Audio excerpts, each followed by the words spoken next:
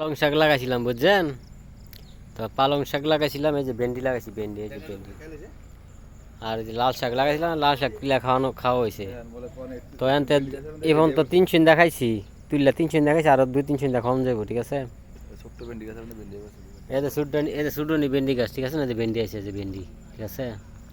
তো দুর্ভাগ্য, করলা লাগাইছি, এই যে করলা গাছ হয়েছে, ফুল হইতেছে। তো দুর্ভাগ্য কি, আমি খাইতে পারবো না আর, কারণ এক এক বন্ধুরে দিয়েছি খাইতো, কিন্তু আমি চলে যাবো, তো তার জন্য আর খাওয়া হবে না। তো হইলে আর কইছি আপনি একটু এনে বড় হইলে খায়েন, সমস্যা নাই গা, এটি নষ্ট করেন না, যত্ন করেন।